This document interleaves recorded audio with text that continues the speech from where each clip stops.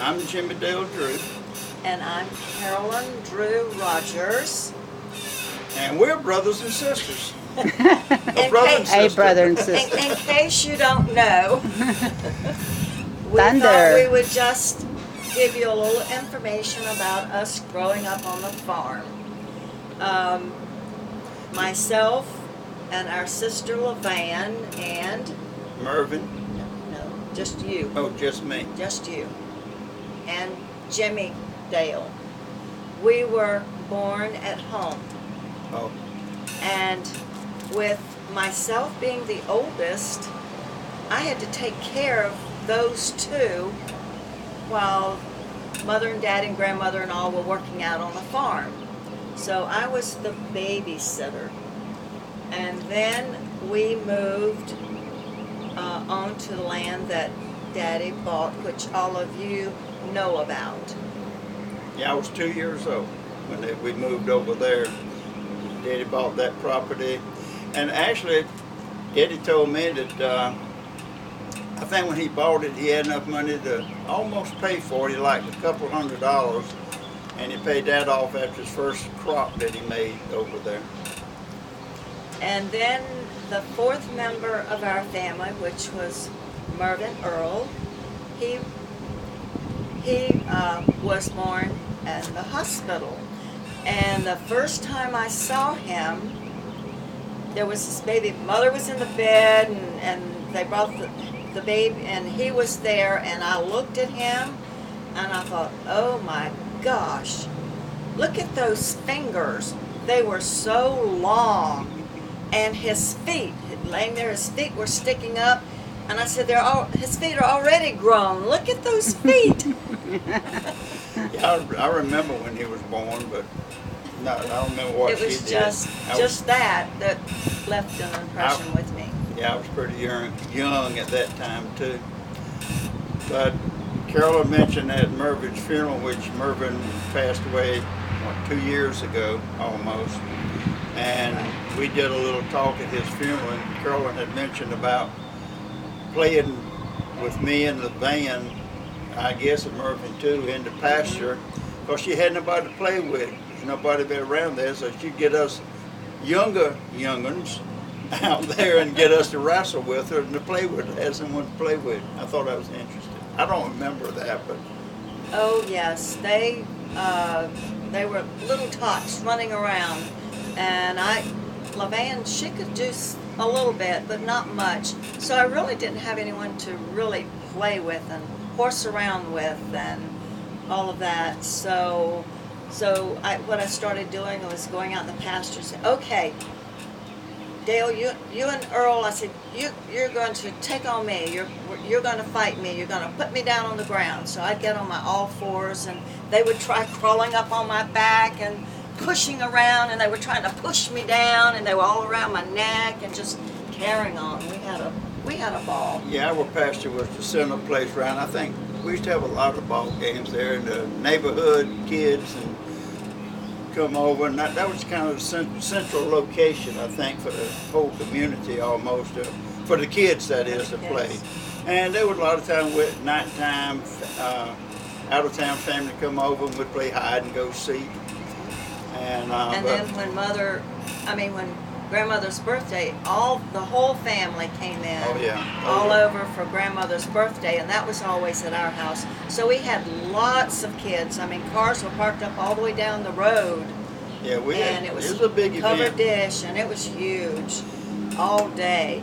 But now Carolyn, her being the oldest, she's 6 years older than I am. So she was Daddy's boy to help on the farm until I got old enough to do it. By the time I got old enough to do it, she was out of school and gone, I guess.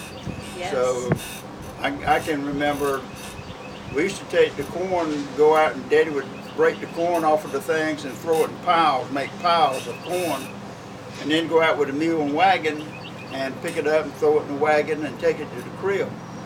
And him and Carolyn, he had Carolyn helping him do that. And I was too young, so I sat in the wagon, and I'd usually get covered up with corn. I'd sit up in the corner somewhere, and as they filled it up, it kind of covered me up too. So that's all. Daddy would like. Oh, I wanted to do something with the mules so bad, and that was one of the things that I couldn't do, except to get the mule ready, get the harness over the head and all of that, get it ready to go to work in the field. But I could not plow. I couldn't do the horse and the wagon and all of that good stuff. But when we were doing, and I was saying, hey, but you said it was what that we had? Oaks. Oats. We had hay at one time, but I think we grew more oaks than we did hay. Yeah. I remember doing the hay and packing so around we, the pole. Right, we had the pole. So my job at that time was I was to do the packing of whatever it was on the pole. So they would throw it over on there, and I would go around and pack it down all the way up to the top of the pole. Yeah. Then the fun part came. I got to slide down all the way down and out onto the ground. That was fun. We did oaks though. We had to stack them around the pole, and oaks is a pretty good stem. And you didn't realize until you went home at night and started washing, you were all scratched up, and when water hit it, all them scratches, it burned. You was trying to wash and your arms burning and all too. And we'll That's tell part you. of it. Yep. And we'll tell you about the corn, and then we'll get into some of the tobacco. The corn, of course, went. We broke the corn, and it went into the pack house. But there's a room behind the pack house that was the corn crib where we kept the corn. Right. And then whenever we needed cornmeal and grits, we'd have to go and shuck. We had to go and shuck the corn, and then take it into town. Well, just outside of town where they had the mill. There was a mill. Yeah. There was a mill there that would grind it all up for you, and that's where we got our cornmeal and our grits that we ate. But it was all fresh too. Yeah, it was very fresh. And the one thing that I really missed after I got married and went to Maryland was they don't know what grits were or are in Maryland, and the only thing you could buy is in the little containers, and they were white grits. I had to get adjusted from those yellow grits to these white grits. Yeah, and I did. And that's about all I get now is white grits. Yeah. So. But then tobacco, then you got our main crop was tobacco. Yes. And I think Daddy called it a 13-month-a-year job. But wasn't totally true, because we started in the wintertime and getting the tobacco beds planted, which we would have to sow the tobacco seed. And the seeds are like mustard seed, we'd have to mix sand with it and sow them in the beds. But the beds would be about 10 feet wide, and they could be any length you wanted them. And we'd go down the woods and cut these little old reeds and cut them off and stick them in the ground and kind of bow them over, stick the other end where it would kind of have a hump. And we had a canvas that we put over the beds, and that held the canvas up off of the plants when they started coming up. And we had to keep them weeded. And then along about May or sometime while we were still in school, Mom and Dad would go down and pull plants that morning and be in the field transplanting them when we come in from school. And then we'd go out and help finish it, and then we'd go home and I guess eat supper and do our homework and whatever had to be done. Then the next morning at daylight, Daddy was out hooking up the mule while I was filling up a 55-gallon drum sitting on a drag at our well, bucket by bucket. He and I'd go back out the field and water all the plants that we transplanted the day before, water all them, then we'd come in and clean up and eat breakfast and get ready to go to school. Right. And sometimes we'd even walk to school. Right. And my job was, I had to, the other thing was, the cow had to be milked in the morning, and I could not milk the cow. I tried so hard, and it just did not work for me. So Mother would have to milk the cow. Mama or Daddy. Mother or Daddy. And then even during school in the summer, Mother and I, we took turns cooking in the morning. So you had to get up really early. You had to, in the winter time, and of course that was school time too. I had to fix the fire in the stove and get the stove hot and do all of the cooking and get ready for school and catch the school bus. I don't know if you, I know in the living room, we only had the living room, it was the only heated room in the house except when we cooked in the kitchen, and Right. it would be heated up. And I know the mornings I had to get up and start the stove in the living room. Boy, I hated to get up out of that warm bed, get cold and go in there and start a fire, but that's what we did. But before I was old enough to, of course, to cook and do those things, when we went to Scotch school, grammar school, well, in the winter time, you walked to school. It was 2 miles? 2 miles. 2 miles. And of course there was no heat in the school. You had the belly stoves Big tall stove. in the room. So during the day before, you always, I guess like at recess time, part of the time, all of we young ones, we had to go out into the woods and pick up all of the little pieces of wood, dead sticks, to start the fire. So the fire was started after we all got to school in the morning. And on the for back classes. of the stove, it had a built-in opening where you pour water down in there, so as the fire and the heat would evaporate the water to put moisture in the room, so it wouldn't be too dry and your skin and stuff get too dry and all. A lot of people don't realize Right. that. And then we walked back home. But then before school was out, of course it gets warm. Got warm, way before we got out of school. And Mother, I had to wear a straw hat to school. And I wasn't too happy about that. And I will say I wore it at least half of the time, going to school and coming back. Do you remember how much it cost to eat in the lunchroom? That I don't. I remember it's 10 cents, but I don't know if it's 10 cents a day or 10 cents a week. Yeah. Anyhow, I know that we could bring like a big bundle thing of collards or something out of our garden to school, and cook would clean them and all and cook them and serve them, and that would pay for our meals for the week. I remember doing that Well, I think I helped some. in the I lunchroom. helped in the lunchroom. So I don't think I had to pay anything. The only help I did in the lunchroom was I got into food pantry and took some of the pecans that had some kind of coating and all on them. We'd sneak down and get some of them and eat we didn't get caught. Yeah. That's the only help I did. And then we had beautiful plays at Oh Lord, grammar yeah. school. And the way the auditorium was like the size, it was nice. It was like the size of 2 or 3 of the classrooms.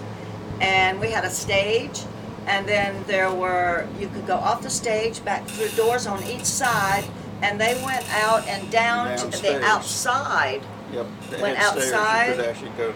of the schoolhouse. So your parents and the audience really didn't see you at all, because you would come in and onto back. the stage and you would go back out. And we had dresses made, I think, and I don't know what happened to it, but I did have a picture of one that I was in, and it was kind of made out of papery or Crepe paper. crepe type of It was material. crepe But I paper. mean, they were they were beautiful. They were, the, and the place, and we thought we did a good job, and well, and they always They had all it did. had it at nighttime, so the farmers and all, the Everybody family could could come. I've seen that place so full Oh. that people would be sitting in the windows. yeah, Of course, we it didn't have was air full. conditioning. Windows was open, big old tall windows.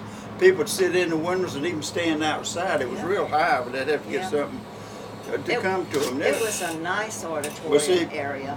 One time, the principal taught 5th and 6th grade, or 6th and 7th, whatever it was. Mm-hmm. And she came to me and Noe Carter and said there was 2 parts in the play for females, And for some reason, they wanted us to play the females. Oh. And we said, we ain't playing no female and dress up like a girl. She said, if you want to pass your school class, if you want to pass your grade, you will. We said, okay. So we said, if we got to do it, we don't do it right. We put on the lipstick, we did the whole works, and we made it fun to do. And we just enjoyed it. We enjoyed it. Had a blast. Okay, so Back to the property farm. so that is about grammar school. That's, Okay, y'all so- hear there's a helicopter flying in the background. So we'll get back to the tobacco. Yeah, you suckered the tobacco. I suckered tobacco. So did I. Well, after the plants, and then you had to weed the tobacco plants once they were planted, and you had to pull the weeds up from around the plants. so that- Hoeing, we did a lot of hoeing. Yeah, hoeing, that's true. And of course, when you were planting the tobacco, that water came from the well one person had to carry the buckets of water to keep the water into the planter when we were planting the tobacco plants. But then, right, we hoed the weeds out and the tobacco plants grew. And as they got on up about, so high, then you start getting tobacco is a weed. And it does the same thing that weeds do or some flowers. Tomato plants do it. As the They grow suckers. plant grows, it grows suckers. It will grow like another little plant in between each leaf. So you had to go along, you had to start breaking those suckers out from between all the leaves. And the higher the plant got, and then eventually when it got up real high, then that's when you broke the top out, which was the Sucker. the No, it's tassel. top. It was a tassel It was where a tassel. where it seeded. And you didn't want, once it don't started to want the seed, seeds. you didn't No, want that. no. All of those things are what took the weight and everything away from the leaves of the tobacco, Well, it took- which was your money that it was taking. It would stunt the growth of the rest of the tobacco. So we topped it. And Daddy's, there were some years where he had just part of a row or something. He would let it stay and let it go to seed, and then he got those seeds to plant the next year. If you did them right, you could do that. So there was some of that. And of course, the other interesting part about suckering the tobacco and all of that, of course, just like anything else, you get the little animals in there too. So there were the worms. Like tomato worms, if you don't know what we're talking about. And they were big old long worms with these double rows feet down, and they just stuck to And the the- back of the leaves. And the horn on the end. And the was sticking horn, up. that's right, the horn was on the end, and they were there to eat the tobacco, eat the holes in the tobacco, and you didn't want that. So when you were suckering the tobacco, you had to Deworm it. look and deworm it, pull those worms off. Okay, you had two choices. You could throw it on the ground and step on it, but most of the time we were barefooted because we didn't wear shoes. Or you could take it and just pull it apart and throw it down on the ground. Or you could I just- threw it apart and threw it on the ground. I splattered mine on the You ground. splattered yours. I didn't. I didn't more fun. make sure I didn't. I did it, it was behind me so I didn't step on it. And then once we started gathering tobacco, the first group of leaves you gathered from the bottom. And the first group were called lugs, which is big green leaves, which didn't And cure to turn pretty yellow. Well, like they the were others. usually right on the dirt on them and all, and it was very dirty, and a lot of times they would turn, and when you cured them, they just usually was trash, basically. But once you started getting the leaves off the bottom, of course, the suckers just loved the bottom. They just started sprouting out everywhere.